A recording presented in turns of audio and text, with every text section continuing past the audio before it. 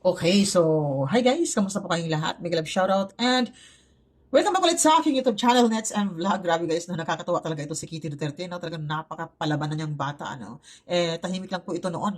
Simula po nung kinidnap po si Tatay Digong at dinala doon sa The Hague, ay doon nga po siya nagiging palaban na. So ngayon, si atin niya ay pinagtanggol po niya, no? Laban kay Sharon Cuneta. Talagang na-real talk niya ng todo, di ba? Ito din si Sharon Cuneta, no? Sip-sip plastic, ano?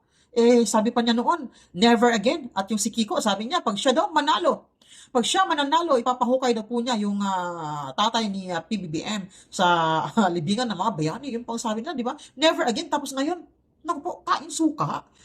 Nako, yun nga po, no? Sabi kasi ni Sharon Cuneta, sinabi po niya kay PBBM, ayan po, oh, oo, nag-beso-beso silang dalawa. Hinalikan pa ni PBBM yung kamay ni Sharon Cuneta dyan.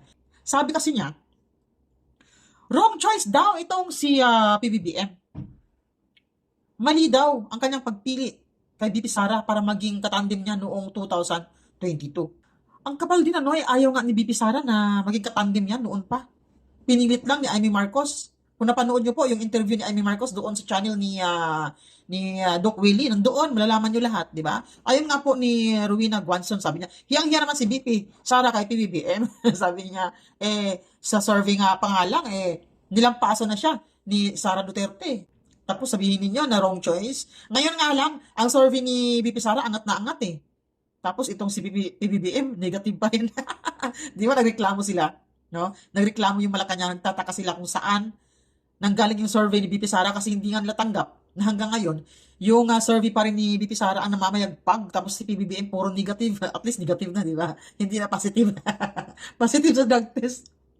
Positive sa drug test ba, no? So, ito po yung banat ni Kitty Duterte, ha? Ito, babasahin po natin.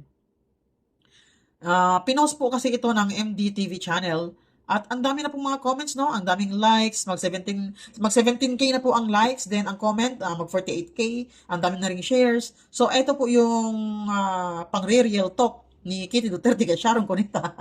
Na sabi niya, kapal ng mukha mo, Miss Sharon. Ang kapal ng mukha mo, Mrs. Sharon Cubeta.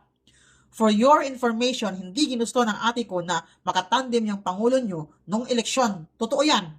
Ayaw talaga ni BP Sara. Tumanggi talaga siya. Kaya lang po pinilit siya ni Amy Marcos. Kasi pag si PBBM, iba yung katandem niya, matatalo na ito. Kaya yung pinili talaga nila, si BP Sara. O di ba? Di ba? Obvious na ginamit nila si BP Sara para manalo ito si PBBM. Tapos sabihin ni Sharon Cuneta na wrong choice. Di ba? Continue natin na, sabi niya, kung di lang siya pinilit ng Marcos family, ayaw nga ng tatay ko sa PBBM mo noon pa. Nag-warning pa nga si Dada, di ba? Oo nga, nag-warning si PRRD kasi weak leader daw, tapos drug addict. Kaya lang po hindi tayo naniniwala dahil nga ang tinitignan natin, katandim niya si BP Sara. So, akala natin, porket magkatandim sila, matino na itong si PBBM. Naku po. Di ba guys, kung naniniwala tayo kay Tatay Digong noon, si Tatay Digong hindi siya magdusa ngayon sa dahig sa ICC Detention Center. Di ba nakakalungkot lang ano? Sana nakinig tayo sa kanya noon. So para hindi kayo mabitin, basahin ko lang ulit dire-diretso ha. So sabi niya rito, kapal ang mukha mo Mrs. Sharon Cubeta. For your information, hindi ginusto ng ate ko na makatandim yung pangulo nyo noong eleksyon. Kung di lang siya pinilit ng Marcos family, ayaw nga ng tatay ko sa PBBM sa PBBM mo noon pa. For your information, Madam Artista, kung walang ate ko noon, walang Marcos na presidente ngayon, tumanda kang walang pinagtatandaan. O, di ba? Real talk yan. Totoo yan. Totoo po yan. Si Amy Marcos na po mismo ang nagsabi na ayaw talaga ni VP Sara na tumakbo. Pinilit lang talaga siya ni Amy Marcos. No? Kasi ang gusto talaga ni VP Sara, dito lang siya sa Davao mag-serve. Hindi sa buong Pilipinas. Si Amy po mismo ang nagsabi na gusto talaga niya maging presidente itong si BP Sara. Then si PBBM ang vice lang muna. Kasi alam na alam daw niya na hindi kaya ni PBBM i-handle ang Pilipinas. Pero ayaw talaga ayaw talaga ni tumanggi si BP Sara. Sabi niya, papayag ako pero vice lang ako. Ayaw ko maging president, sabi ni BP Sara. Kaya ngayon, ano nangyari? Kung hindi dahil kay BP Sara, hindi mananalo yan. Hiyang-hiya naman si BP sa'yo. Oh, kita mo yan. Kita mo naman yung votes. Ilan ang votes ni BP Sara? 32 million. Tapos itong ka-PBBM, ilan lang ang votes niya, dinagdagan nga lang ng mga DDS supporters kaya nagiging 31 million. O di ba? Tapos ngayon sabihin itong Sharon Cubeta na mali ang choice, napakasipsip talaga nito. O, kain suka talaga kayo, no? Kain suka. Ayan, na real talk tuloy kayo ni Kitty. Akala nyo porkit tahimik lang yung batang yan.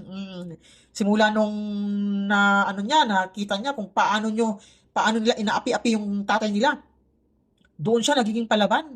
Samantalang hindi to sumasali sa mga politics. Nagtitinda lang ito ng deodorant sa TikTok. Nag-online selling lang ito. Pero ngayon, ano nangyari? Palaban na.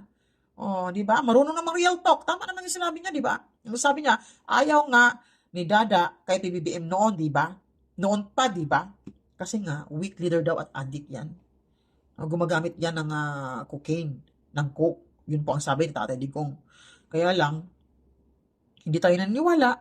Ano nangyari? Si tatay ngayon ang nagdusa kasi hindi tayo naniniwala. Di ba? Kaya, wala na tayong magagawa. Nandun na si Tatay Digong at ang sabi niya ay handa naman daw siya. Tanggapin daw niya kung anong mangyari sa kanya. Total ay nagampanan na po niya ang kanyang responsibilidad sa buong Pilipinas. Hindi lang sa buong Pilipinas, kundi dito sa Davao City din. Di ba? So, yun po, no? Di ba guys? Kaya, yun nga po, no? Ang dami nag-comment dito. Ang dami tuloy basher dito ni Sharon Cunita. Pag malaman ni Sharon Cunita na nababash na po siya, iiyak na naman po yan, magdadrama na naman yan, magpipiling victim na naman po yan. O di ba? So, matanong ko lang kayo. Kayo ba ay nagsisisi kung bakit hindi tayo naniniwala kay Tatay Digong? Nakokonsensya ba kayo dahil si Tatay Digong nandoon na ngayon sa dahig dahil hindi tayo nakinig sa kanya? Di ba? Kasi kung nakinig tayo sa kanya, hindi sana si PBBM ang presidente ngayon. Di ba? Kung si Bongbong ngayon ang nanalo, wala sanang problema, di ba? Kung maalala nyo po guys, noong nalaman ni PRRD na si BP Sara ay nakipagtandem doon kay PBBM, nag-back out agad itong si Bongo, no? At umiyak pa talaga siya kasi nanghihinayang siya guys. At alam din kasi niya na itong si PBBM weak leader at gumagamit ito ng ipinagbabawal na gamot. Para ba nanghihinayang si Bongo nung nalaman niya? Nga ayaw naman niya na maging kalaban si BP Sara nung eleksyon. Kaya siya lang po ang nagpaubaya, no? Nag-back out na lang po siya. Hinayaan lang niya si BP Sara na tumakbo bilang VP President ni PBBM. Di ba? Kaya nakakalungkot lang. Kawawa naman si Tatay Di kung hindi tayo nakinig sa kanya. Di ba guys?